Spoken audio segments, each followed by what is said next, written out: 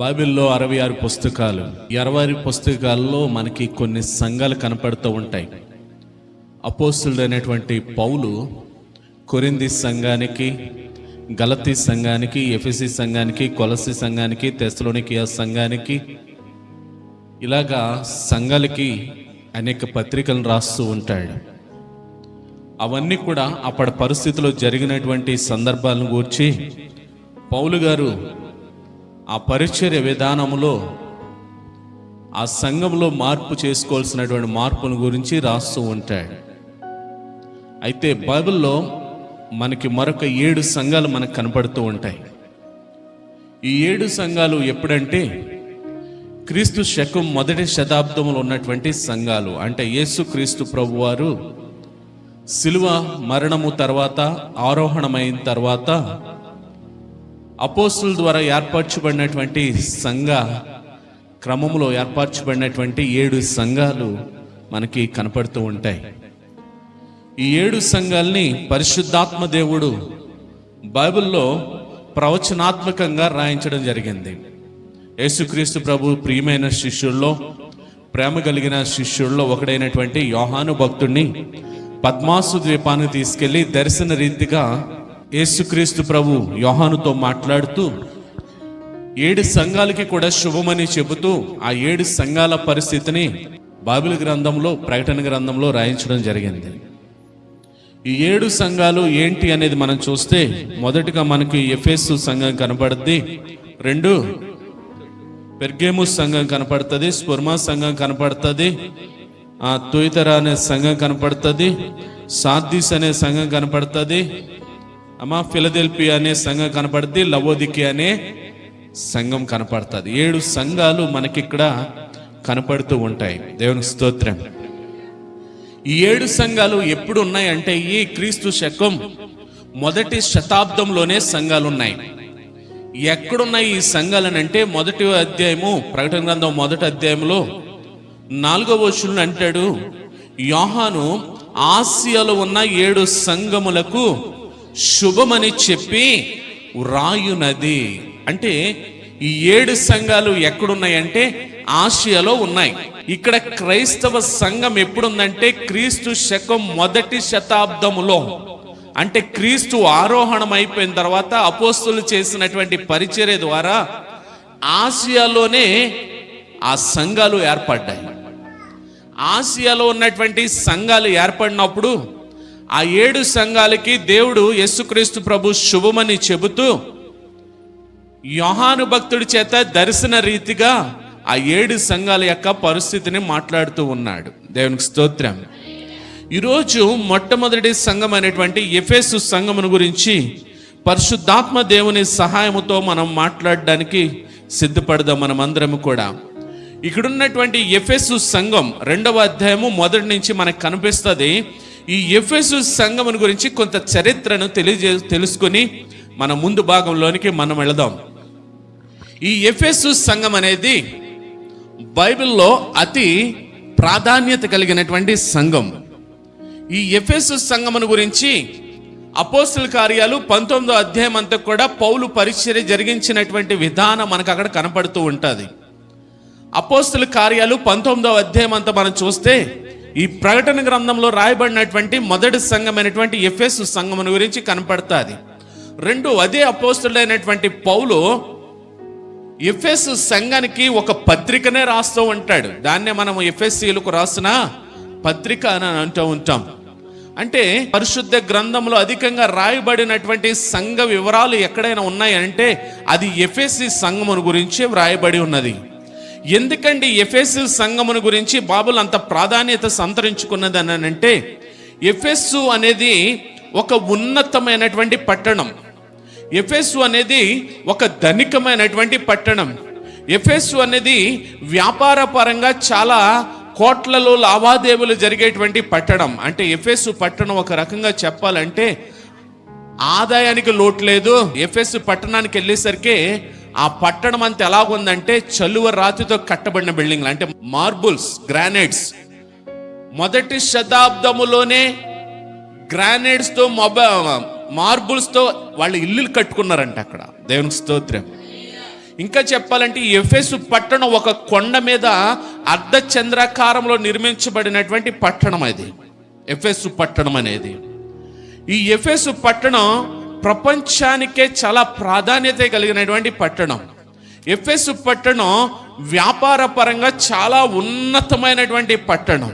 ఈ ఎఫెసు పట్టణంలో ప్రపంచవ్యాప్తంగా ఆరాధించేటువంటి దేవతను అక్కడ నెలకొల్పారు. అపోస్తుల కార్యాలు 19వ అధ్యాయంలో చదివితే ఆ కింద కనపడుతుంది, అర్తిమయి దేవి అని విగ్రహాన్ని తయారు చేసి ఆ విగ్రహం అంట ప్రపంచ వ్యాప్తంగా కూడా గుర్తింపు పొందిందంట. అది ఆ 19వ అధ్యాయం కింద ఉంటుంది చివరిలో. అర్తిమయి దేవి విగ్రహాన్ని తయారు చేశారు. ఎవరు తయారు చేశారంటే ఆయన పేరు కూడా రాయబడింది 19వ అధ్యాయంలో. ఒక కంసాలి అనేటువంటి ఆయన పేరు రాయబడి ఆయన అర్తిమయి దేవి విగ్రహాలను తయారు చేసి అమ్ముతూ ఉండేవాడంట. అంటే ఈ అర్తిమయి దేవి దేనికి ప్రాధాన్యత అంటే సంతానాన్ని దయచేసేటువంటి దేవతగా ప్రపంచవ్యాప్తంగా గుర్తింపు పొందిందంట. ఆ పెద్ద దేవాలయం కట్టారు అర్తిమయి దేవికి ముందుగానే.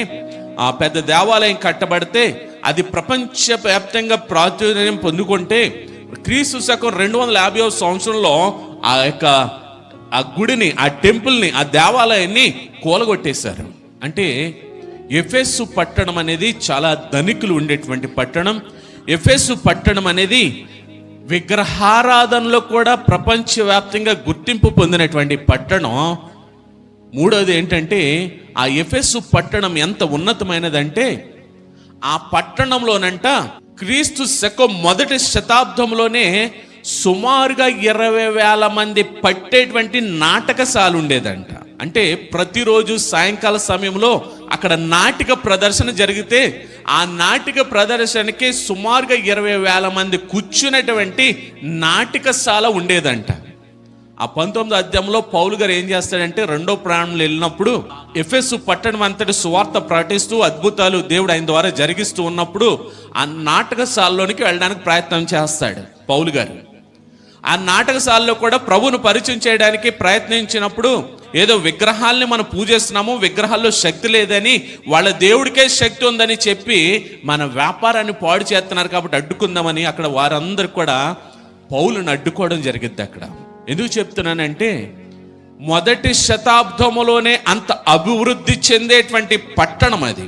అదంత భౌతిక పరమైనదైతే ఆత్మీయంగా పరంగా మనం ఆలోచిస్తే ఎఫెసు పట్టణం అనేది చాలా ఆత్మీయతలో అభివృద్ధి చెందినటువంటి పట్టణం, ఆత్మీయతలో చాలా ఎదిగినటువంటి పట్టణం, దేవుని మీద పరిపూర్ణంగా ఆనుకున్నటువంటి పట్టణం, దేవుని పరిశుద్ధాత్మ శక్తి చేత నడిపించబడుతున్నటువంటి పట్టణం అది. దేవునికి స్తోత్రం. ఎలాగనంటే ఆ 19వ అధ్యాయంలోనే మనకు కనపడుతుంది పౌలు సువార్త ప్రకటన చేస్తూ ఉన్నాడు, పౌలు సేవ చేస్తూ ఉన్నాడు. ఆ పట్టణం అంతా సేవ చేస్తూ ఉండగా దేవుడు ఆయన ద్వారా కొన్ని అద్భుతాలను జరిగిస్తాడు. ప్రకటన గ్రంథం 1వ అధ్యాయంలో అంటాడు, యేసుక్రీస్తు తన దాసులకు కనుపరచుటకు దేవుడు ఆయన అనుగ్రహించిన ప్రత్యక్షత ఈ సంగతులు త్వరలో సంభవించుచున్నవి. ఆయన తన దూత ద్వారా వర్తమానం పంపి తన దాసుడైన యోహానుకు వాటిని సూచించాను. అతడు దేవుని వాక్యమును గూర్చియు యేసుక్రీస్తు సాక్ష్యమును గూర్చియు తాను చూచినంత మట్టుకు సాక్ష్యం ఇచ్చాను. సమయము సమీపించున్నది గనుక ఈ ప్రవచన వాక్యమును చదువును వాడును వాటిని విని ఇందులో వ్రాయబడిన సంగతులను మూడోది ఏం చేయాలంటే మనం గై కొనాలంట. మొదటి చదవాలి, 2 వినాలి, 3వది గై కొనాలి. ఇది చదువుతున్నప్పుడు పరిశుద్ధాత్మ దేవుడు వీటిలోని లోతులు చూపిస్తాడు. అందుకని అంటున్నాడు కదా, చదువువాడును వినువాడును విని వాటి ప్రకారము గైకొని వాడును ధన్యుడు. దేవునికి స్తోత్రం. ఈ సంఘం ఎటువంటి సంఘం అంటే వారి ఆత్మీయ స్థితి ఏంటంటే పౌలు పరిచర్య చేస్తూ ఉన్నాడు, పౌలు సేవ చేస్తూ ఉన్నాడు. ఆ సేవ చేస్తున్న క్రమంలో దేవుడు అనేకమైన అద్భుతాలు జరిగిస్తూ ఉన్నాడు అక్కడ. దేవునికి స్తోత్రం. అనేకమైన అద్భుతాలు జరిగిస్తూ ఉన్నప్పుడు అక్కడ ఒక బ్యాచ్ ఉన్నారంట. అక్కడ ఒక బ్యాచ్ ఏం చేశారంటే అద్భుతాలు ఎలా చేయాలనే ఒక పుస్తకాన్ని కొనుక్కొని ఆ పుస్తకాలు చదివేసి వాళ్ళే కూడా వచ్చి మేము కూడా యేసు నామములో అద్భుతాలు చేస్తామని అంటున్నారంట. మేము కూడా యేసు నామములో అద్భుతాలు చేస్తామంటున్నారంట. అద్భుతాలు చేస్తుంటే ఒక చోట దెయ్యాలు పట్టిన వాళ్ళ దగ్గరికి వెళ్ళారంటే వీళ్ళు దెయ్యాలు పట్టణాల దగ్గరికి వెళ్ళి యేసు నామములో వెళ్ళిపోతున్నారంటే వీళ్ళు. ఆ దెయ్యం అంటుందంట, నాకు యేసుక్రీస్తు ప్రభు తెలుసు, పౌలు తెలుసు, మీరెవరో అని అంట. ఆ దెయ్యాలంట వీళ్ళతో పెనుగులాడి వీళ్ళ మీద విజయం సాధించాయంట. దేవుని స్తోత్రం. అంటే వీళ్ళెవరో ఆత్మీయంగా అభివృద్ధి చెందిన వాళ్ళు కాదు. వీళ్ళెవరో బైబిల్లోను లేదంటే పుస్తకాలు చూసి నేను కూడా చేసేయాలి, నాకు దేవుడు అవసరం లేకుండా నేను అద్భుతాలు చేసేయాలి, దేవుడు లేకుండా నేను స్వస్థతలు చేసేయాలా. వీళ్ళు దేనికోసం పనిచేశారంటే వాళ్ళ గొప్ప కోసం పనిచేసే బ్యాచ్. ఆ దెయ్యాలు వీళ్ళ మీద తిరగబడంట, వాళ్ళతో పెనుగులాడంట, దెయ్యాలు విజయం సాధించాయంట. అక్కడ ఆ ఎఫెస్సులో ఉన్నటువంటి ఆ సంఘం అంతా కూడా తప్పుడు బోధకులను గుర్తించి వాళ్ళు పట్టుకున్నప్పుడు అంట వాళ్ళ దగ్గర ఉన్న పుస్తకాలన్నీ తెచ్చి తగలెట్టేశారంట వాళ్ళు. దేవుని స్తోత్రం. అంటే వీళ్ళు ఎటువంటి వారంటే వీళ్ళ మధ్యకు వస్తున్నటువంటి తప్పుడు బోధల్ని కూడా గ్రహించగలిగేటువంటి ఆత్మీయ జ్ఞానం కలిగినటువంటి వారి ఎఫెసు సంఘం. దేవుని స్తోత్రం. ఈరోజు అటువంటి సంఘాన్ని గురించి మనం ధ్యానించబోతున్నాం. దేవుని స్తోత్రం. ఇక్కడ చూడండి, మొట్టమొదటిగా మనం వద్దాం 2వ అధ్యాయం ప్రకటన గ్రంథం మొదటి నుంచి చూద్దాం. ఎఫెసులో ఉన్న సంఘపు దూతకు ఈలాగు వ్రాయుము. ఆగండి, ఇప్పుడు మనం ఏ సంఘమును గురించి మాట్లాడుకుంటున్నామంటే ఎఫెసులో ఉన్న సంఘమును గురించి మాట్లాడుకుంటున్నాం. ఈ ఎఫెసు సంఘం ఎక్కడుంది? ఆసియాలో ఉంది. ఆసియా ఎక్కడుంది? మన భారతదేశం కూడా ఎక్కడుందంటే ఆసియాలోనే ఉంది. ఎఫెసు సంఘం ఎక్కడుంది? ఆసియాలో ఉంది. నేడు ఎక్కడుందంటే గ్రీసులో ఉంది ఎఫెసు సంఘం. నేడు ప్రస్తుతం ఎఫెసు సంఘం ఎక్కడుందంటే గ్రీసులో ఉంది. ఎఫెసులో ఉన్న సంఘపు దూతకు ఈలాగు వ్రాయుము. దేవునికి స్తోత్రం. యేసుక్రీస్తు ప్రభు మీ దగ్గర రెడ్ హైలైటర్ బైబిల్ ఉంటే ఈ సంఘాల గురించి మాట్లాడేదంతా కూడా రెడ్ కలర్లో రాయబడుతుంది. అంటే ఇవన్నీ కూడా రెడ్ కలర్లో రాశాడనంటే ఎవరు మాట్లాడుతున్నారు? యేసుక్రీస్తు ప్రభువే మాట్లాడుతున్నాడు. దేవునికి స్తోత్రం. ఏం మాట్లాడుతున్నాడంటే ఎఫెసులో ఉన్న సంఘపు దూతకు ఇలాగు రాయుమో. ఈరోజు నాకు పత్రిక వచ్చింది. ఈ పత్రిక ఈరోజు ఎవరికి ఇచ్చాడంటే ఈ సంఘపు దూతలైనా మాకు ఇచ్చాడు. ఇప్పుడు మేము ఏం చేస్తున్నామంటే మీకు ప్రకటిస్తున్నాం. ఇది ఇప్పుడు యోహానుకి ప్రకటించాడు ప్రభు. యేసుక్రీస్తు ప్రభు యోహానుకు చెప్తున్నప్పుడు యోహాను చేత రాయిపించాడు ఈ ప్రకటన గ్రంథంలో ఉన్నటువంటి సంఘపు లెటర్లో. ఈ రోజున మన సంఘానికి కూడా ప్రభు ఈ లెటర్ రాశాడు. ఏమని రాశాడంటే ఎఫెసులో ఉన్న సంఘపు దూతకు ఇలాగు వ్రాయము. 7 నక్షత్రములు తన కుడి చేత పట్టుకొని 7 దీపస్తంభాల మధ్యన సంచరించి వాడు చెప్పు సంగతులు ఏమనగా. ఆగండి, యేసుక్రీస్తు ప్రభుని ఎలా పరిచయం చేసుకుంటున్నాడంటే ఇక్కడ బైబిల్ గ్రంథం, ఈ ప్రకటన గ్రంథం అంతా చదివితే 7 అనే పదానికి చాలా ప్రాధాన్యత ఉన్నాయి. నేను రాశాను, మొత్తం చాలా వచ్చినాయి, 15-20 వచ్చినాయి. ఆయన ప్రత్యక్షపరచుకోవడానికి అలంకార రూపకంగా ప్రత్యక్షపరచుకుంటున్నాడు. ఏమని అంటున్నాడంటే 7 నక్షత్రములు తన చేత పట్టుకొని 7 దీపస్తంభాల మధ్య సంచరించుచున్న వారు చెప్పుచున్న సంగతులు. 7 నక్షత్రాలు 7 సంఘాలకి సాదృశ్యం అంట. దేవునికి స్తోత్రం. ఇప్పుడు సంఘం ఎవరి చేతిలో ఉంది? దేవుని కుడి చేతిలో ఉన్నది ఈ సంఘం. ఏ సంఘం అంటే తన స్వరక్తం ఇచ్చి సంపాదించుకున్నటువంటి సంఘము, తన ప్రాణాన్ని అర్పించి కొనుక్కున్నటువంటి సంఘం ఇప్పుడు ఎక్కడుందంటే ఆయన కుడి హస్తంలో ఉందంట. దేవుని స్తోత్రం.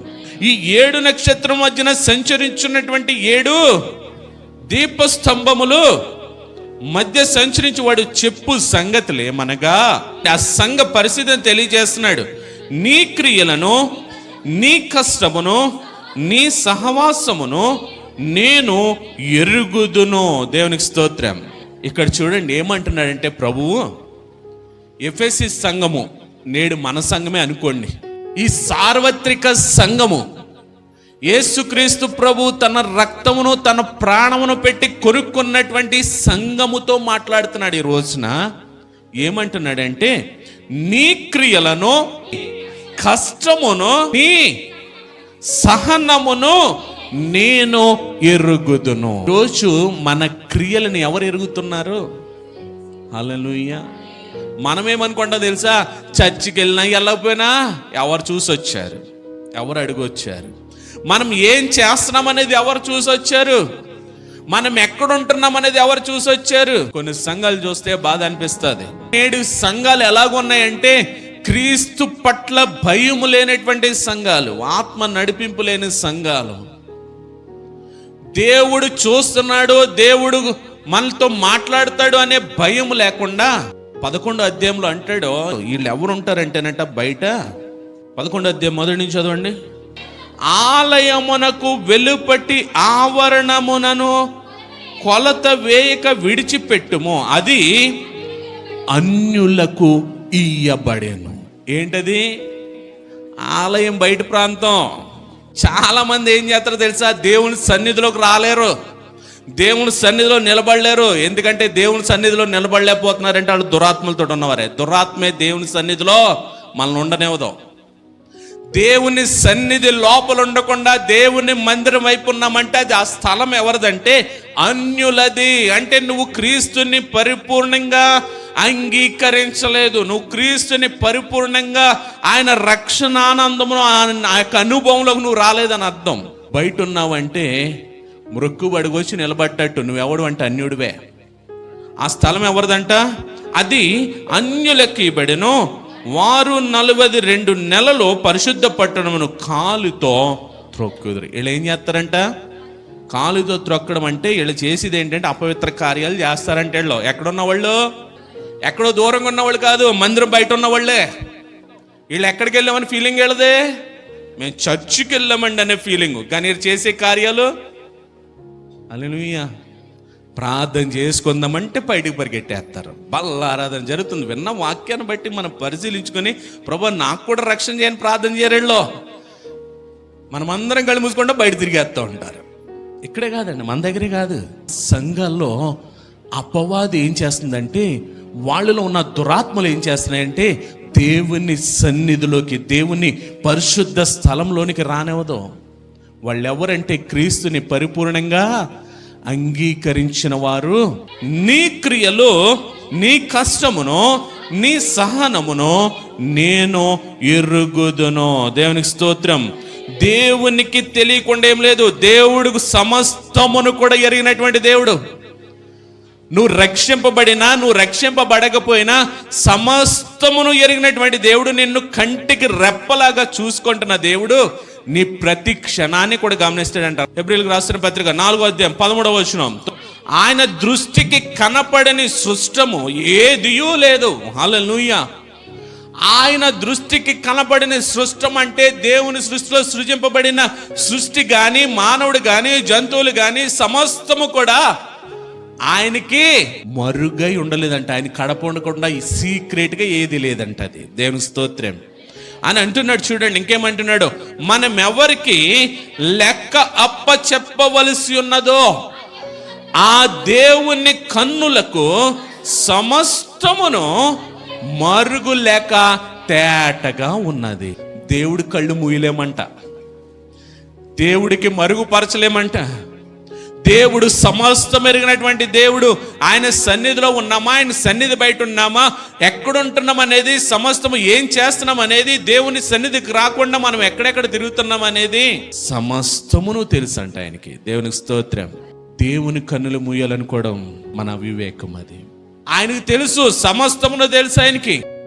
ఆయన మనల్ని ఎలా చూస్తాడంటే, మనం ఎంత దాక్కుందామన్నా ఆయన చూస్తూనే ఉంటాడు. ఈ సృష్టిని సృజించిన దేవుడు, ఈ మానవాళిని సృజించిన దేవుడు, ఈ వాయువులను సృజించినటువంటి దేవుడు, ఆయనకి కనుమరుగైనది ఏదియో లేదు. అంటే ఆయన మనల్ని ఎక్కడున్నా ఏం చేస్తున్నా ఆయన మనల్ని గమనిస్తూనే ఉంటాడంట ఆయన. దేవుని స్తోత్రం. అందుకని అంటున్నాడు ఈ సంఘముతో, నీ క్రియలను నేను ఎరుగుదును. దేవుని స్తోత్రం. నీ క్రియలను నేను ఎరుగుదును. ఉదయం లేచిన దగ్గర నుంచి మనం ఏం చేస్తున్నాం, దేవునికి ఎంత ప్రాధాన్యత ఇస్తున్నాం, దేవుని సన్నిధిలోకి వచ్చి మనం ఏం ఆలోచన కలిగి ఉన్నాం, ఏం చేస్తున్నాం, ప్రతిది కూడా ఎరిగినటువంటి దేవుడు అంట ఆయన. దేవుని స్తోత్రం. అంతేకాదు నీ కష్టాన్ని ఎరుగుతాడంట, నీ సహనాన్ని కూడా ఆయన ఎరుగుదును. నీవు దుష్టులను సహింపలేవనియు అపోస్తులు కాకయే తాము అపోస్తులమని చెప్పుకొను వారిని పరీక్షించి వారు అబద్ధికులని నీవు కనుగొంటివనియు. ఆగండి ఒకసారి. మొట్టమొదటిగా ఏమన్నాడు అంటే, నీ క్రియలు నాకు తెలుసు, నీ కష్టం నాకు తెలుసు, నీ సహనం నాకు తెలుసు, నీ భక్తి అంతా కూడా దేవునికి తెలుసు. హల్లెలూయా. మన భక్తి కొలత ఎంతో దేవునికి తెలుసు, మన భక్తి జీవితం ఎంత ఆయనకు తెలుసు. మన మందిరంలోకి వచ్చి మందిరంలో దేవుని ఆరాధించకుండా మనం ఏ తలంపులు కలిగి ఉంటున్నామో ఆయనకు తెలుసు. మన పాటలు పాడుతూ ఏ తలంపులతో మనం పాటలు పాడుతున్నామో ఆయనకు తెలుసు. సమస్తము తెలిసినటువంటి దేవుడు ఆ సంఘం గురించి మరొక మాట మాట్లాడుతున్నాడు. ఏమంటాడంటే, నీవు దుష్టులను సహింపలేవనియో. హల్లెలూయా. ఈ సంఘానికి ఉన్నటువంటి మరో గుడ్ క్వాలిటీ ఏంటంటే, మంచి లక్షణం ఏంటంటే, దుష్టులను సహింపదంట, దుష్టులను చేర్చుకోదంట. దుష్టులంటే ఎవరో మన మొదటి సంకేతం చెప్పేస్తాం, దుష్టుల ఆలోచన చొప్పున నడువక అంటాం. దుష్టులు అంటే ఎవరో చూపిస్తాను రండి. ఎఫెసీయులకు రాసిన పత్రిక. వీళ్ళు వ్యతిరేకించిన ఆ దుష్టులు ఎవరో చూడండి. ఈ సంఘము వ్యతిరేకించినటువంటి ఆ దుష్టులు ఎవరో చూడండి. ఎఫెసీయులకు రాసిన పత్రిక 5వ అధ్యాయం 5వ వచనం కాడి నుంచి, వ్యభిచారి అయినను, అపవిత్రుడైనను, విగ్రహారాధికుడై ఉన్న, లోభి అయినను, క్రీస్తు యొక్కయు దేవుని యొక్కయు రాజ్యమునకు హక్కుదారుడు కాడను సంగతి మీకు నిశ్చయముగా తెలియను. వ్యర్థమైన మాటల వలన ఎవడునో మిమ్మను మోసపరచనీయకుడి. ఇట్టి క్రియల వలన దేవుని ఉగ్రత అవిధులైన వారి మీదికి వచ్చును గనుక మీరు అట్టి వారితో పాలివారై ఉండకుడి. పౌలు గారు ఎఫెసీ సంఘాన్ని బోధిస్తున్నాడు ఆయన టీచింగ్ లో, ఆయన పత్రికలో. ఆ పత్రికలో రాస్తూ పౌలు గారు చెప్తున్న మాట ఈ సంఘము నెరవేర్చింది. ఆ మాటని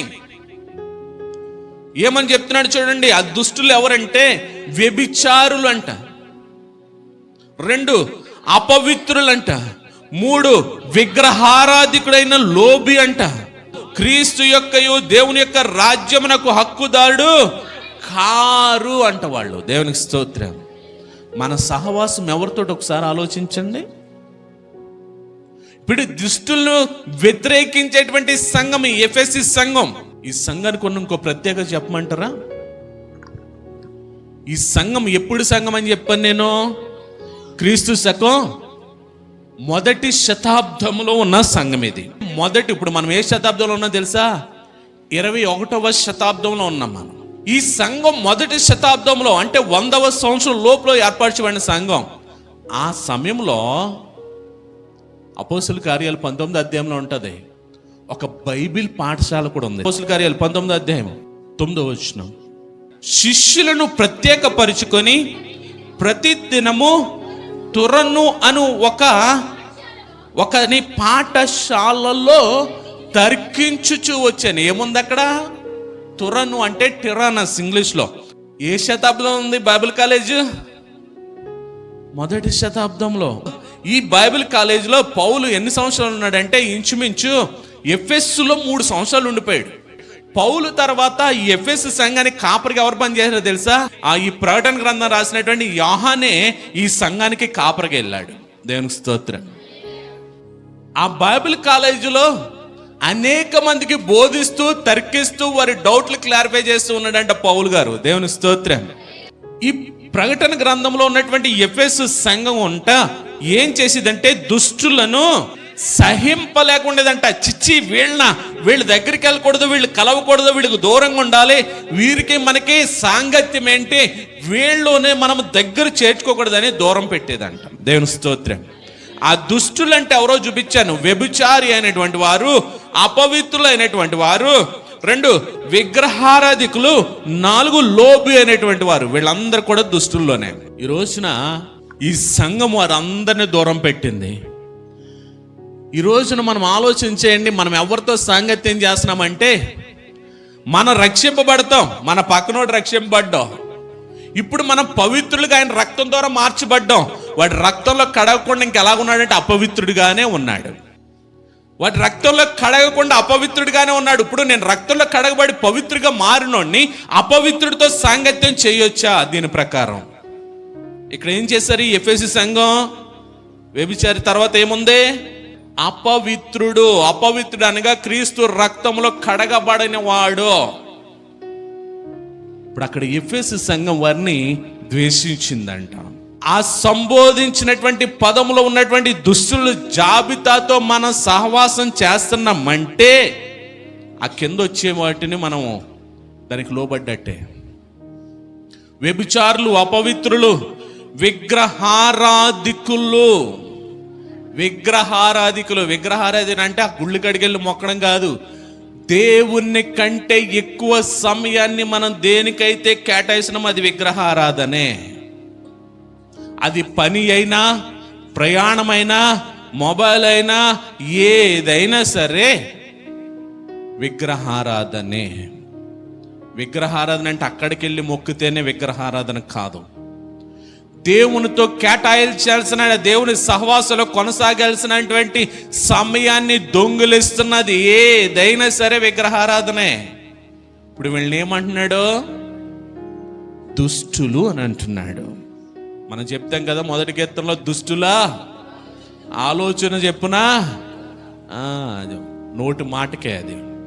ఇక్కడ అంటున్నాడు వీళ్ళు ఎఫెసు సంఘం ఎటువంటి వాళ్ళు అంటే, దుష్టులను సహింపలేవనియు అపోస్తులు కాకయే మేము అపోస్తులమని చెప్పుకొని వారిని పరీక్షించి వారి అబద్ధికులను నీవు కనుగొంటివి. దేవునికి స్తోత్రం. ఇక్కడ 6వ వచనం కూడా చదవండి. ఎఫెసీ పత్రిక 5వ అధ్యాయము 6వ వచనం. వ్యర్థమైన మాటల వలన ఎవడునో మిమ్మును మోసపరచనీయకుడి. ఇట్టి క్రియల వలన దేవుని ఉగ్రత అవిధేయులైన వారి మీదకి వచ్చిన గనుక మీరు అట్టి వారితో పాలివారై ఉండకుడు. ఈ రోజున ఎటువంటి దినాల్లో ఉన్నామంటే భయంకరమైన బోధన మన మధ్యకు వస్తున్నాయి. మనము వివేచించాల్సినటువంటి ఈ సంఘం ఏం చేసిందంటే వారిని వివేచించింది. ఏది నిజమైన బోధో, ఏది తప్పుడు బోధో వివేచించింది. పౌలు వెళుతుంటే అద్భుతాలు, పౌరు ముట్టుకున్నటువంటి వస్త్రాన్ని ఎవరైనా తాగితే అద్భుతాలు జరిగినాయి. 19వ అధ్యాయం చదవండి.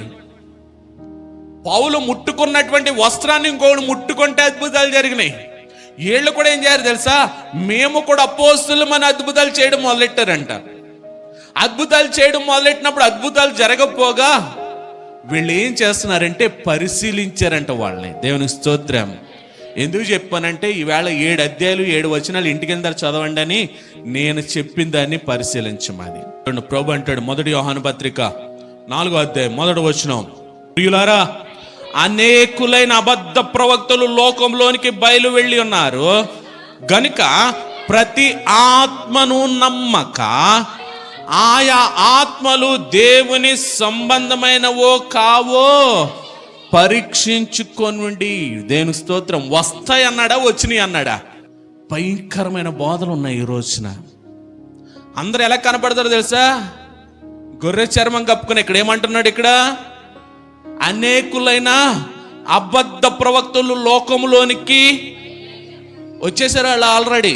బైబిల్ గ్రంథంలో ఇక్కడ యోహాను భక్తుడి ద్వారా ఎందుకు రాయించాడంటే అనేకులైన అబద్ధ ప్రవక్తలు లోకములోనికి బయలు వెళ్ళి ఉన్నారు గనుక ప్రతి ఆత్మను నమ్మక ఆయా ఆత్మలు దేవుని సంబంధమైనవో కావో పరీక్షించుకొనడి. తప్పుడు బోధలు అనేకమైన ఉన్నాయి.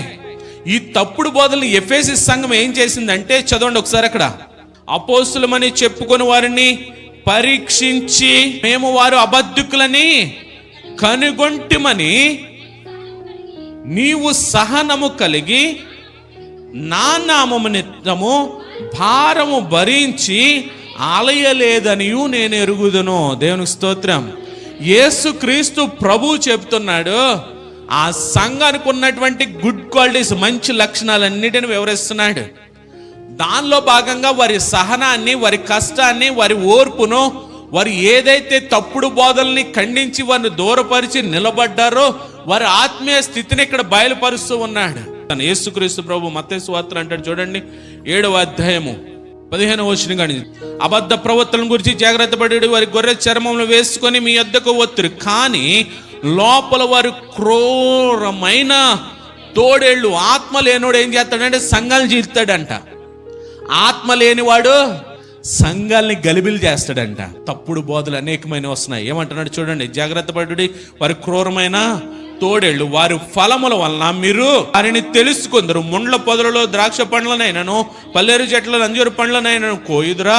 అలాగునే ప్రతి మంచి చెట్టు మంచి ఫలములను ఫలించును, పనికి మాలిన చెట్టు కాని ఫలములు ఫలించును.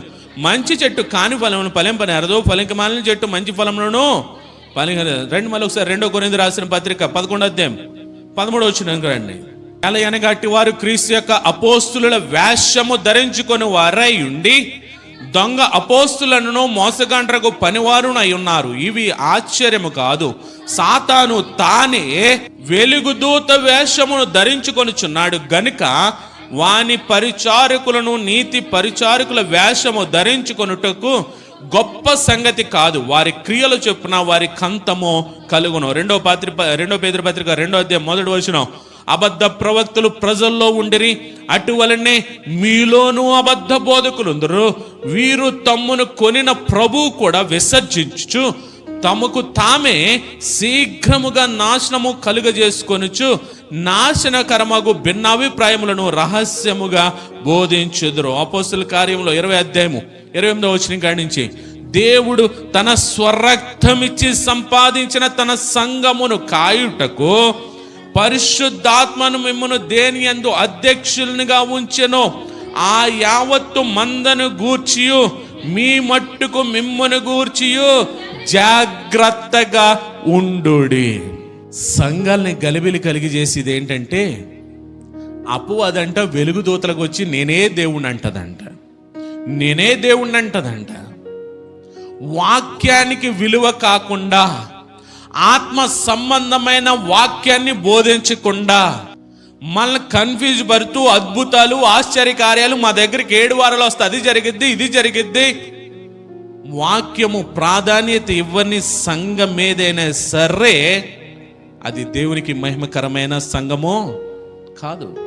ఇంకొంతమంది తయారవుతారు, ఎవరెవరో రాసిన పుస్తకాలను చదువుకుని వచ్చేస్తారో అయ్యే ప్రసంగం చేస్తారు, వాళ్ళు బైబిల్లో మాటలు చెప్పరు. వాళ్ళు మనమేం చేస్తాం తెలుసా, ఆటలకి అడిగే పరిగెడతాం. ఎందుకని 7 వారాలు వెళ్తే అలాగుంటుందండి. ఆత్మ నడిపింపు చేత వాక్యము ప్రకటించిన సంఘం ఏదైనా సరే దేవుడు అసహించుకుంటున్నాడని దేవుని వాక్యం చెప్తుంది. యేసుక్రీస్తు ప్రభువు అంటున్నాడు, మీ మట్టుకు మిమ్మును గూర్చి జాగ్రత్త పడుడి. నేను వెళ్ళిపోయిన తర్వాత క్రూరమైన తోడేళ్ళు మీలో ప్రవేశించునని నాకు తెలియను. వారు మందను కనికరింపరు మరియు శిష్యులను తమ వెంట ఈడ్చుకొని పోవాలని వంకర మాటలు పలుకు మనుషులు మీలోనే బయలుదేరును. అదే చెప్పాను కదా, ఆత్మ నడిపింపు లేని వాళ్ళే సంఘాలని డిస్టర్బ్ చేస్తారు, సంఘాల్లో గలిబిలి కలిగిస్తారు.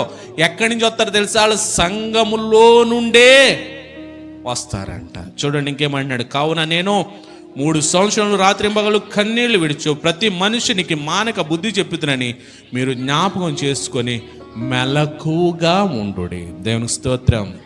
అక్కడ మీటింగ్ అని ఇక్కడ మీటింగ్ అని వాళ్ళ దగ్గరికి వెళ్దామని ఒక రోజు అక్కడ ఓ రోజు ఇక్కడ అక్కడక్కడ పరుగులెట్టి, అందుకనే మిమ్మల్ని హెచ్చరిస్తున్నాడు ప్రభు హెచ్చరిస్తున్నాడు. ఇక్కడ ఎఫెసీ సంఘం అదే చేసింది. తప్పుడు బోధలు తప్పుడు అపోస్తులుగా వచ్చిన వారినంట విసర్జించిందంట సంఘము. దేవుని స్తోత్రం. నేడు మన సంఘము, ఈ సార్వత్రిక సంఘము కూడా పరిశుద్ధాత్మ దేవుని హెచ్చరికను, యేసుక్రీస్తు ప్రభు చేసినటువంటి హెచ్చరికను, అపోస్తులైనటువంటి పౌలు తన సంఘాలకి హెచ్చరిక మాటలను ఈరోజు మనం కూడా వర్తింపజేసుకుని దాని ప్రకారం మెలకుగా ఉండి అవి వివేచించి మనం వెళ్ళగలిగితే మనము కూడా ఎఫెసీ సంఘము మొదటి 3 వచనాల్లో ప్రభు ఏదైతే వాటిని గురించి మంచిగా మాట్లాడాడో ఆ మంచి మాటలు కూడా ప్రభు రేపు తీర్పులో మన గురించి మాట్లాడతాడు. దేవునికి స్తోత్రం. హల్లెలూయా. అన్ని చోట్ల ప్రార్థన ఒకటే, వాళ్ళు పాటలు పాడతారు, మనమో పాటలు పాడతాం, వారు వాక్యాన్ని బోధిస్తారు. ఆ బోధ ఎలా ఉంటుందంటే ఇక్కడ చెప్పాడు కదా, వంకర మాటలు. చూడండి అక్కడ అంటాడు 30వ వచనంలో, శిష్యులను తమ వెంట వీడ్చుకొని పోవలెనని. ఎవరినంట? శిష్యులు అంటే ఎవరు? యేసు క్రీస్తు ప్రభుని రక్షకుడు అంగీకరించి తండ్రి కుమార పరిశుద్ధాత్మ నామములో బాప్తిసం పొందిన మనందరం కూడా ఆయన శిష్యులమే. ఇప్పుడు ఈ శిష్యులనంటే ఏం చేస్తారంట? వాళ్ళు తమ వెంట ఈడ్చుకొని పోవాలనని ఏ మాటలు చెప్తారు? వాళ్ళు వంకర మాట్లాడదు. మీ పాస్టర్ గారు దశమ భాగం అడుగుతున్నారా? మీ పాస్టర్ గారు కానుకలు అంటున్నారా? మేమైతే అది వద్దంటాం. మేము రండి మా దగ్గరికి. మీ పాస్టర్ గారు పరిశుద్ధాత్మ అభిషేకం అంటున్నారా? మేమైతే అదానం. మీరు వచ్చి కూర్చోండి చాలు. దేవుని వాక్యమే చెప్తుంది, ఒకడు నీటి మూలంగాను ఆత్మ మూలంగాను జన్మిస్తేనే కానీ. ఇన్ని వాక్యాలు ఉన్నప్పటికీ వాళ్ళు కొన్ని వాక్యాలు పట్టుకునే వస్తారు. వాళ్ళు ఆ వంకర మాటలో సంఘములో చీలికి తేవడానికి ఎవరో ఒక్కళ్ళని ఎన్నుకుంటారు. ఆ ఒక్కడు ఏం చేస్తారో తెలుసా? ఆ వంకర మాటలు ఇక్కడ చెప్తూ లాక్కెళ్తూ ఉంటారు. కాబట్టి జాగ్రత్త, మెలకుగా ఉండమని చెబుతూ ఉన్నాడు ఇక్కడ. దేవునికి స్తోత్రం. ఆ భారం కలిగి ఉండమని చెబుతూ ఉన్నాడు. రండి 4వ వచనంలోకి రండి. ఇక్కడ వరకు మంచి లక్షణాలను చెప్పాడు ప్రభు. ఆ సంఘానికి ఉన్నటువంటి గుడ్ క్వాలిటీస్ అన్నింటినీ చెప్పాడు. వివేచించే సంఘము, ఆత్మీయతలో ఎదుగుతున్న సంఘము, వాక్య అనుభవం కలిగినటువంటి సంఘము, ఆత్మ నడిపింపు కలిగినటువంటి సంఘము, కష్టపడే సంఘము, ఇన్ని లక్షణాలు ఉన్నటువంటి సంఘం అంట. 4వ వచనంలోకి రండి. అయినను మొదట నీకుండిన ప్రేమను నీవు వదిలితివని నేను నీ మీద తప్పు ఒకటి మోపవలసి ఉన్నది. 3వ వచనం వరకు వాళ్ళు భక్తి జీవితాన్ని చెప్పాడు. ఈరోజు మనము కూడా పాటలు పాడుతున్నాం, వాయిద్యాలు వాయిస్తున్నాం, దేవుని స్తుతిస్తున్నాం, దేవుని మందిరానికి వస్తున్నాం, క్రమం తప్పకుండా దేవునికి కానుకలు అర్పిస్తున్నాం, దేవుని మహిమపరుస్తున్నాం, అన్నీ చేస్తున్నాం. ఈరోజు ప్రభువు ఇదే మాట మనతో కూడా అంటున్నాడు. ఏంటి అని అంటే చూడండి, అక్కడ అంటున్నాడు, మొదట నీకుండిన ప్రేమను నీవు వదిలితివని నీ మీద తప్పు ఒకటి ఈరోజు మన మీద కూడా మోపుతున్నాడు ప్రభు. దేవుని స్తోత్రం. ఆలోచించండి, బాప్తీసం తీసుకున్న మొదట్లో ప్రేమకనే ఇప్పుడు ప్రేమకి ఏమైనా వ్యత్యాసం ఉందా? అబ్బే అప్పుడు ఎలా ఉన్నాను ఇప్పుడు అలాగే ఉన్నాను. పెళ్లి బాప్తీసాల వాళ్ళని అడుగుతలేదు నేను. కొత్తగా పెళ్ళైన వాళ్ళంట చాలా ముద్దుగా పిలుచుకుంటారంట. బుజ్జి, కన్నా, అమ్మ. 2-3 నెలలు దాటేసరికి పేరెట్టి పిలుస్తారండి. 2-3 నెలలు గడిచేసరికి ఓయ్ ఎరా ఓయ్ అంటారండి. ఆఖరికి ఎరా పిలుస్తున్నది నిన్ను కదా అంటారంట. సంవత్సరం వచ్చేసరికి అమ్మలల్లా ఎరా గడికి వెళ్ళిపోతాయి, బుజ్జిలల్లా ఎక్కడికి వెళ్ళిపోతూ ఉంటాయి. ఇక్కడ ఈ సంఘానికి ఉన్నటువంటి ఒక నెగటివ్ క్వాలిటీని ప్రభు చూపిస్తున్నాడు. అన్ని మంచి గుణాలు చెప్పాడు. 7 మంచి గుణాలు వస్తాయి. దాన్ని గమనిస్తే జాగ్రత్తగా మనం 7 మంచి గుణాలు ఉన్న దగ్గర ఒక చెడ్డ గుణాన్ని చూపిస్తున్నాడు. ఏంటంటే మొదట నీకున్నటువంటి ప్రేమ ఏమైపోయింది? ఇప్పుడు వదిలిపోయింది. బాప్తీసం తీసుకున్నప్పుడు ఉంటుంది, పొద్దున్నే లేచి తెల్లవారుజామున లేచి ఫ్రెష్గా స్నానం చేసి ప్రార్థన చేసుకుని బైబిల్ చదివేయాలి. ఏదేమైనా దేవుని సన్నిధి అంటే విడిచిపెట్టకూడదు. ప్రతి నెల బల్లారాధనలో పాల్గొవాలి. ఆయన శరీరం రక్తంతోనే కడగబడాలి. ఆత్మవరాలు పొందుకోవాలి, ఆత్మ ఫలాలను పొందుకోవాలి. నేను అనేక మందికి బైబిల్ పట్టుకొని సువార్త ప్రకటించేయాలా? చాలా ఆవేశపడే నిర్ణయాలు తీసుకుంటారు. 2 నెలలు, 3 నెలలు, 4 నెలలు మనం వెళ్ళకపోతే అడిగితారేంటి? పనులు ఉన్నాయి బయట. ఇక్కడ ఈరోజు మనల్ని కూడా ప్రభు ఇదొక హెచ్చరిక. ఇది ఈ సంఘానికి హెచ్చరిక చేసినట్లే నేడు ఈ సార్వత్రిక సంఘానికి, నేడు మాన సంఘానికి కూడా ప్రభు హెచ్చరిక చేస్తున్నాడు. ఏంటంటే మొదట నీకుండినటువంటి ప్రేమ నీవు వదిలిపెట్టేశావు. తగ్గిందా? వదిలేసామా? వదిలిపెట్టేసామా అంటున్నాడు ఇక్కడ ప్రభువు. ఆలోచన చేసుకోండి. ఈరోజు మనందరిని బట్టి కూడా ప్రభు అంట అడుగుతాడంట, ఒక నేరాన్ని మన మీద మోపుతున్నాడంట. మొదట్లో నీకుండినటువంటి ప్రేమ, మొదట్లో నువ్వు నాతో కలిపి చేసినటువంటి సహవాసము, మొదట్లో నువ్వు నాకు కోరినటువంటి ప్రార్థన సహాయము ఈరోజు లేవు. మొదట్లో నీకున్న ఆత్మీయ స్థితి, చక్కగా టైంకి వచ్చేవారు, పాటలు పాడేవారు, దేవుని స్తుతించేవారు, హృదయపూర్వకంగా ఆరాధించేవారు, చక్కగా వాక్యం వినేవారు, వాక్యాన్ని ధ్యానించుకునేవారు, బైబిల్ చదివేవారు, ఈరోజు లేవు. ఏమైపోయినాయి? ఇక్కడ ప్రభు అంటున్నాడు, నీ మీద నేరం ఒకటి మోపుతూ ఉన్నాను.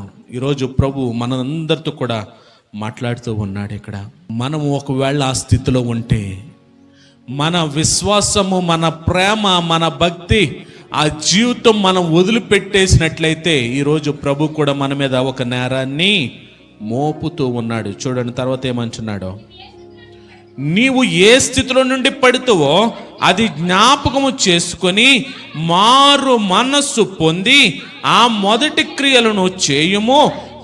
అట్లు చేసి నువ్వు మారు మనసు పొందితేనే సరి, లేని ఎడల నేను నీ యొద్దకు వచ్చి నీ దీపస్తంభమును దాని చోట నుండి తీసివేతును.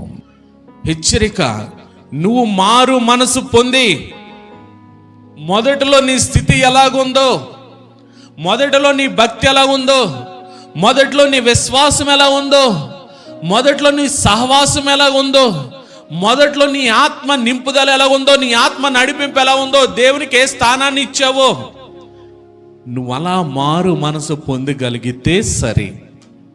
లేకపోతే నీ దీపస్తంభాన్ని నీ యొద్ద నుండి నేను తీసివేస్తాను.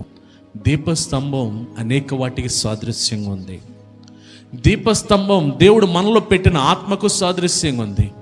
దీపస్తంభం దేవుడు మనకి ఇచ్చినటువంటి ఆశీర్వాదాలకి సాదృశ్యంగా ఉంది. దీపస్తంభం దేవుడు మనకిచ్చిన సాక్ష్యానికి సాదృశ్యంగా ఉంది. ఆలోచన చేయండి.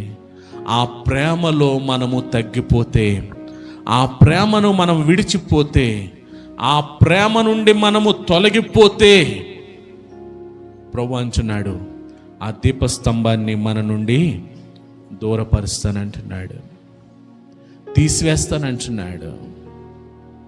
ఇదొక హెచ్చరిక నేటి సంఘానికి. ఈ హెచ్చరికను విని మంచి లక్షణాలు కలిగిన సంఘమే, మంచి ఆత్మీయ స్థితి కలిగిన సంఘమే, మంచి గుణాలు కలిగిన సంఘమే, మంచి భక్తితో వివేచించి దుర్బోధలను, అలాగే ఆ అబద్ధ బోధకులను గ్రహించి వారిని దూరం పెట్టిన సంఘమే, వ్యభిచారులను, అబద్ధ ప్రవక్తలను, అలాగే ఆ అపవిత్రులను, వ్యభిచారం చేసేవారిని, దేవుడికి వ్యతిరేకమైన దుష్టులను దూరం పెట్టుకుని అసహించుకున్నటువంటి సంఘమే. కానీ వారిలో ప్రేమ వదిలిపెట్టేశారంట దేవుని మీద. నేడు మనలో ఒకవేళ భక్తి జీవితాన్ని నటిస్తున్నామేమో, భక్తి ఉందని దేవుని ముందు, సంఘం ముందు మనం బహిరంగ పరుస్తూ లోపల అంతరంగంగా భక్తి లేనటువంటి అల్ప విశ్వాసముతో, నామకార్థ భక్తితో, మృక్కుబడి భక్తితో జీవిస్తే గనుక ఈరోజు పరిశుద్ధాత్మ దేవుడు మనలందరినీ కూడా హెచ్చరిస్తూ ఉన్నాడు. ఆ ప్రేమ వదిలిపెడితే మనం నిత్య రాజ్యానికి చేరలేం. ఆ సహవాసాన్ని విడిచిపెడితే పరలోక రాజ్యానికి చేరలేం. అందుకని అంటున్నాడు, నువ్వు మారు మనసు పొంది నీ మొదటి స్థితికి వస్తే సరే, లేకపోతే నీ దీపస్తంభం నీ ఎదుట తీసివేయబడుతుంది. ఇదొక హెచ్చరిక. గమనించండి, మన మొదటి ఆత్మస్థితి ఏముంది, మొదటి ప్రేమ ఏముంది, మొదటి సహవాసం ఏముంది, మొదట ఆత్మ నింపుదల ఏముంది, మొదట ఆత్మ ఫలాలు మనలో ఎలాగ ఆపరేట్ అయ్యాయి, ఇప్పుడు ఎలాగుంటున్నాం గ్రహించాలని మనం చేస్తున్నాను. పరిశుద్ధాత్మ దేవుడు హెచ్చరిక చేస్తున్నాడు. ఇక్కడ హెచ్చరిక చేస్తున్నాడు. మనం నింపగలిగితే, దేవుని ఆత్మ ద్వారా మనము జీవించగలిగితే ఖచ్చితంగా దేవుడు ఏం చేస్తాడంటే వాటి నుంచి తొలగనివ్వడంట మనల్ని. అయితే ఈ ఒక్కటి నీలో ఉన్నది, నికోలైతుల క్రియలు నీ ద్వేషించుచూ ఉన్నావో నేను కూడా వాటిని ద్వేషించుచూ ఉన్నాను. దేవుని స్తోత్రం. ఇక్కడ ఒక జాతిని చూపిస్తున్నాడు.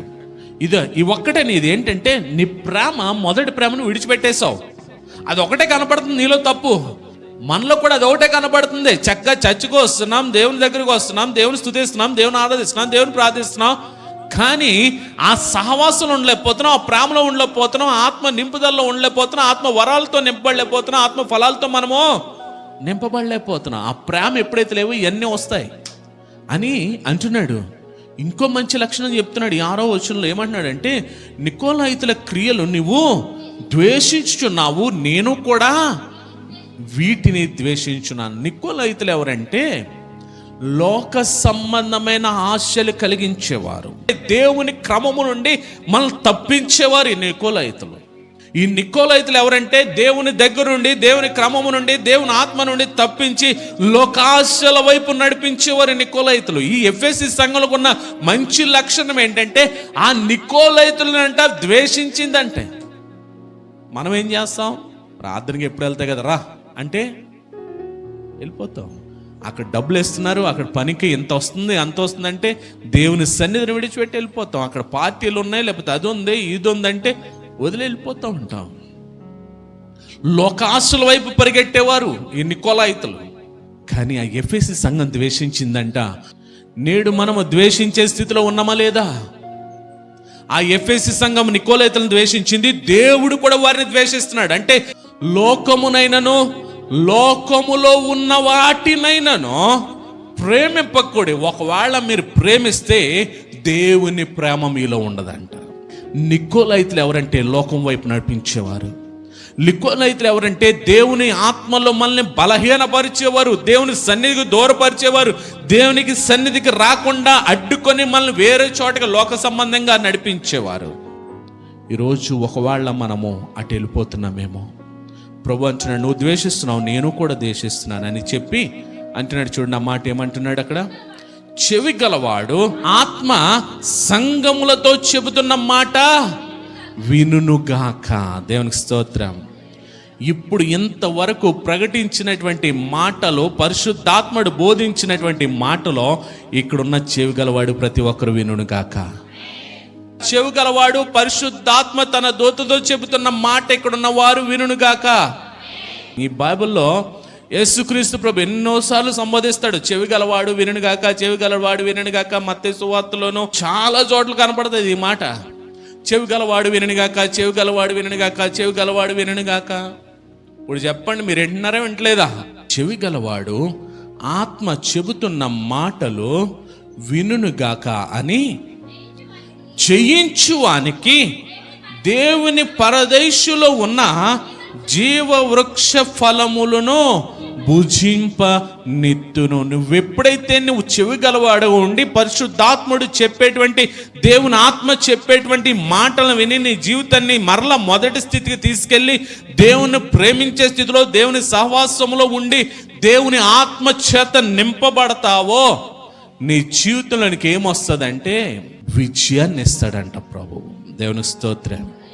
అదే అంటున్నాడు ఇక్కడ, జయించువానికి దేవుని పరదేశులో ఉన్న జీవవృక్ష ఫలములను భుజింపనెత్తను. ఇప్పుడు చూడండి, యేసుక్రీస్తు ప్రభు శిలువ మీద ఉన్నాడు. శిలువ మీద ఉన్నప్పుడు యేసుక్రీస్తుతో పాటు ఆ రోమ ప్రభుత్వం ఇంకో ఇద్దరికి సిలువేసింది. ఎడవైపు దొంగ కుడివైపు దొంగ వీళ్ళిద్దరున్నారు. అంటున్నాడు కదా, నువ్వు దేవుడు కాబట్టి నిన్ను నువ్వు రక్షించుకుని మమ్మల్ని కూడా రక్షించొద్దాం అంటున్నాడు. మారు మనసు ఉందంటారా? మనం కూడా ఏమన్నా తెలుసా, దేవుడి దగ్గర రాకుండా నువ్వు నాకు ఉద్యోగం ఇచ్చుడు అప్పుడు నీ దగ్గరకు వస్తాను, నాకు పెళ్లి చేసి చూడప్పుడు నేను నీ దగ్గరకు వస్తాను, నాకు ఉద్యోగం ఎత్తే అప్పుడు నేను రక్షణ తీసుకుంటాను. సేమ్ ఆ దొంగలాగే మనం కూడా నిన్ను రక్షించుకుని మమ్మల్ని రక్షించి అప్పుడు చూద్దాం. పరీక్ష పెడుతున్నాడు ఇక్కడ. దేవుడికి పరీక్షలు పెట్టకండి. ఒకవేళ మీరు దేవుడికి పరీక్షలు పెడుతున్నారంటే ఆ దొంగ లెక్కే. అడేదన్నా నిన్ను నువ్వు దేవుడు కాబట్టి, అంటే దేవుడని నమ్ముతలేదు, నువ్వు దేవుడు కాబట్టి నిన్ను నువ్వు రక్షించుకో. ఆయన రక్షించుకోవడానికి సిలువ ఎక్కడా, మనల్ని రక్షించడానికి సిలువ ఎక్కడా ఆయన. దేవునికి స్తోత్రం. కానీ ఆ దొంగ ఏమన్నాడు, నిన్ను నువ్వు రక్షించేసుకో, నువ్వు దేవుడు కాబట్టి నన్ను కూడా రక్షించే. మారు మనసుతో చెప్తలే. కానీ ఆ పక్కనున్న దొంగ అంటున్నాడు, ఈ శిక్ష మనకి సరి అయినదే, ఆయనలో ఏ దోషం లేకుండానే శిక్షను అనిపిస్తున్నాడు, ఈ శిక్షకైతే మనం అర్హులమే, ఎందుకలా మాట్లాడుతున్నాం అంటున్నాడు. దేవుని స్తోత్రం. అతడు హేళనకరంగా మాట్లాడుతుంటే ఇతడు అతన్ని గద్దించి అంటున్నాడు, ఈ శిక్ష మనము పాత్రలం, ఎందుకంటే మనం తప్పు చేసాం, మనం దొంగతనాలు చేసాం, మనం చేసిన పనికి ఇది శిక్ష కరెక్టే. కానీ ఆయన ఏ శిక్ష చేయకుండానైనా శిలువ మ్రాను మీదకి ఎక్కాడు. దేవుని స్తోత్రం అని ఒక కోరుతున్నాడు. ఇప్పుడు రక్షించు అని అనట్లే, నీ రాజ్యములో నన్ను జ్ఞాపకం చేసుకోవా ప్రభా? స్తోత్రం. హల్లెలూయా, హల్లెలూయా.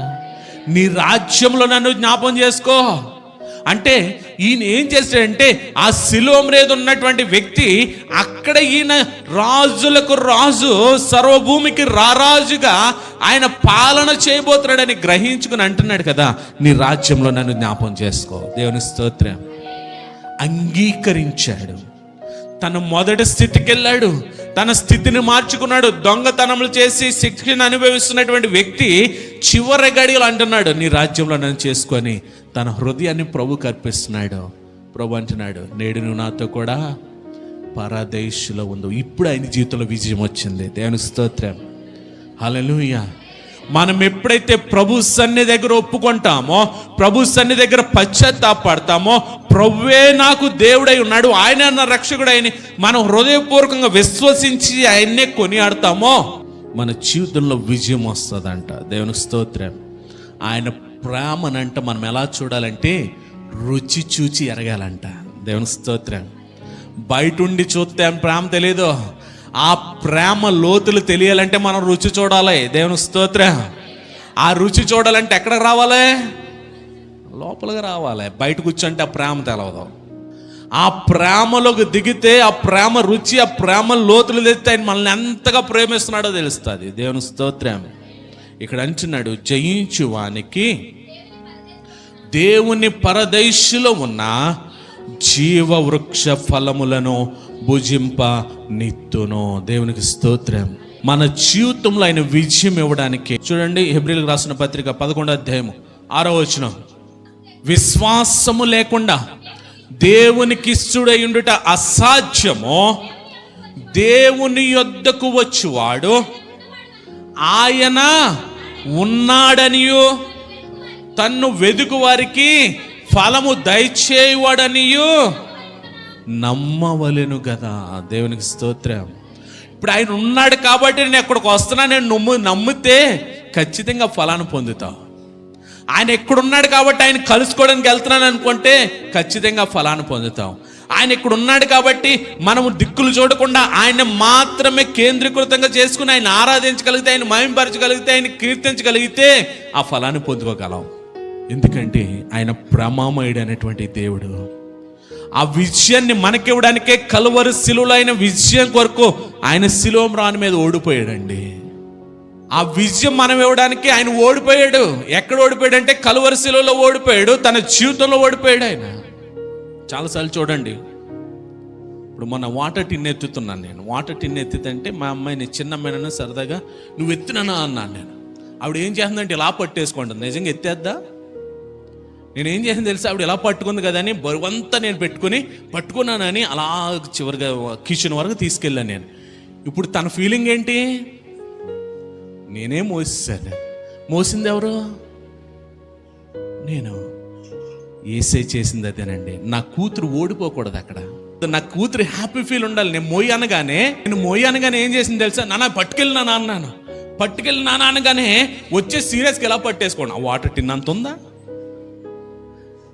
పట్టుకుని ఎలా పట్టేసుకుంటుంది. పట్టుకుని ఆ ఎక్స్ప్రెషన్స్ కూడా ఎలాగెడుతుంది తెలుసా, నిజంగా తనే మోసనట్టు పెడుతుంది. చాలా థ్యాంక్స్ నాన్న అన్నాను. నవ్వుకుంటూ వెళ్ళిపోతుంది. అంటే తన ఫీలింగ్ నేను మోసుకొచ్చేసాను. మనము ఆ ఫీల్డ్లో నాకు నేను రక్షణ తెచ్చేసుకున్నాను ఫీల్డ్లో ఉంటున్నాం మనం. కానీ అస్సలు మోసింది ఎవరు? మన పాప భారాన్ని యేసుక్రీస్తు ప్రభు. దేవునికి స్తోత్రం. ఎందుకని? మనం ఓడిపోకూడదని. హల్లెలూయా. మనం ఓడిపోకూడదు. ఎవరి దగ్గర? అపవాది గడి దగ్గర ఓడిపోకూడదని. మనం ఏం చేస్తున్నాం తెలుసా, నీ దగ్గరే ఓడిపోతాం కానీ ఆడి దగ్గర ఓడిపోం ప్రభు అని ఆడి దగ్గరికే పరుగులాడుతున్నాం మనం. ఎవరి దగ్గరికి? నికోలాతేల దగ్గరికి, అపవాది గడి ఆలోచనల దగ్గరికి, దేవుని మందిరాన్ని ఎగ్గొట్టడానికి అపవాది గడి ఏది చెప్తే అదే చేస్తున్నాం. ఇప్పుడు ఎవరి దగ్గర ఓడిపోతున్నాం మనం? ఎవరిని ఓడిస్తున్నాం? దేవుని ఓడిస్తున్నాం మనం. ఇక్కడ అంటున్నాడు కదా, జయించువానికి దేవుని పరదేశులో ఉన్న జీవవృక్ష ఫలమును భుజింపనెత్తును. ఆ జీవవృక్ష ఫలం ఎక్కడ కోల్పోయాం తెలుసా?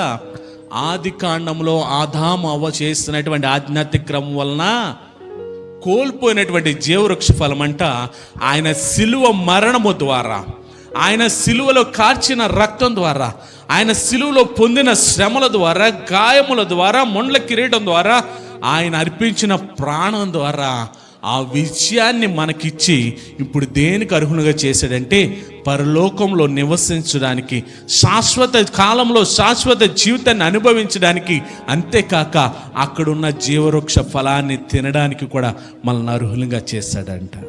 దేవుని స్తోత్రం. ఈరోజు ఎఫెసీ సంఘం మనకు ఒక ఉదాహరణ కనపడుతుంది. ఆధ్యాత్మికంగా ఎదుగుదల ఉన్నటువంటి సంఘము, ఆధ్యాత్మికంగా నడిపించబడిన సంఘమే. కానీ దానిలో ఒకే లోపం ఉంది. మొదటి ప్రేమను కోల్పోయారు, విడిచిపెట్టేశారు. ప్రభు హెచ్చరించాడు, ఆ హెచ్చరికను వారు తీసుకుంటున్నారు. ఆ హెచ్చరిక ప్రకారం ఆ పత్రిక రాయబడింది. దాని ప్రకారము నేడు మన సంఘానికి కూడా ప్రభు హెచ్చరిస్తూ ఉన్నాడు. ఒకవేళ మనము ఆ మొదటి ప్రేమ, ఆ మొదటి సహవాసము, ఆ మొదటి స్థితి మనకు కోల్పోతే ఇదే మంచి సమయం ప్రభు దగ్గర ఒప్పుకుందాం. మనమందరం కూడా ఈ సమయంలో పరిశుద్ధాత్మ దేవుడు అంటున్నాడు, నువ్వు మారు మనసు పొంది మొదటి స్థితికి రాగలిగితే సరే, లేకపోతే నీ ఎదుటున్న దీపస్తంభం తొలగించబడుతుంది అంటున్నాడు. నువ్వు సిద్ధపడుతున్నావా? ప్రభా, నేను మొదటలో రక్షణ పొందిన కొత్తలో నేను ఎటువంటి భక్తి కలిగి ఉన్నాను, ఎటువంటి ప్రేమను కలిగి ఉన్నాను, ఎటువంటి జీవితాన్ని కలిగి ఉన్నాను.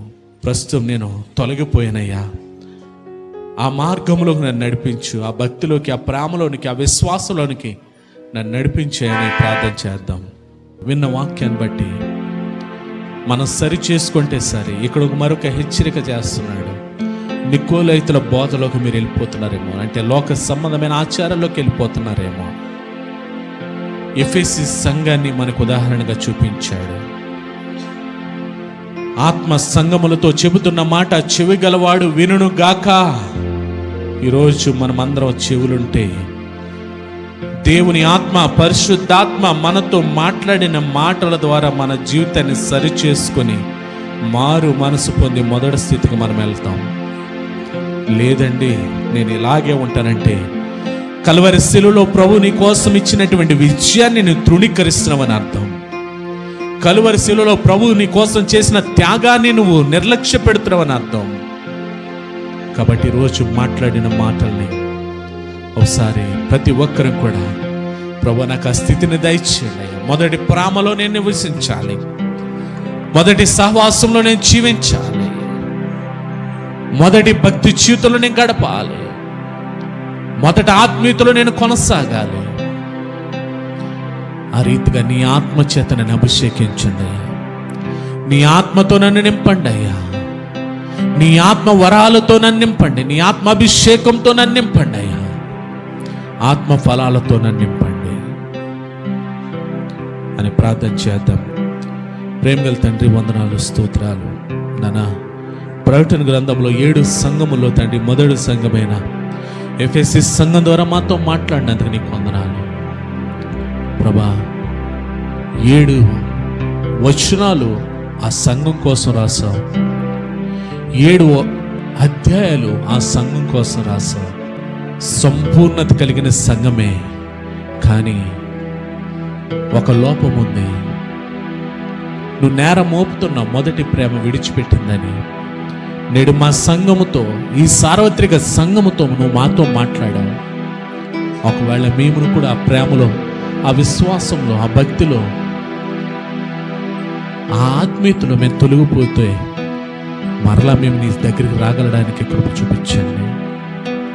మొదటి స్థితికి మేము రాగలిగే కృప దయచేయండి అయ్యా. నువ్వు అంటున్నావు, ఆత్మ చెబుతున్న సంగతులు చెవిగలవాడు వినును కాక అంటున్నావు. మేమందరం కూడా ఏ అవయవం లోపం లేని వారమే. నీ మాటలు విని మా స్థితిని మార్చుకునే కృప మా అందరికి నీ దయచేయమని. నన్ను జయించువానికి పరదేశంలో నా జీవవృక్ష ఫలమును భుజింపనిస్తానంటున్నావు. నన్ను ఆదాము ద్వారా ఏ జీవవృక్ష ఫలాన్ని అయితే భుజించిన కోల్పోయామో, కలువరి శిలువలో నువ్వు అనుగ్రహించినటువంటి ఆ విజయమును బట్టి తండ్రి, నన్ను మేము పరదేశంలో స్థానము పొందుకొని ఆ జీవ ఫలమును భుజించే కృప మా అందరికీ దయచేయమని, అటు మారు మనసుతో, అటు మొదటి స్థితిలో మేమందరం కూడా జీవించే కృప అటు ధన్యత, అటు ఆత్మీయత మా అందరికీ నీ దయచేయమని యేసు నామములో ప్రార్థిస్తున్నాం తండ్రి. ఆమేన్.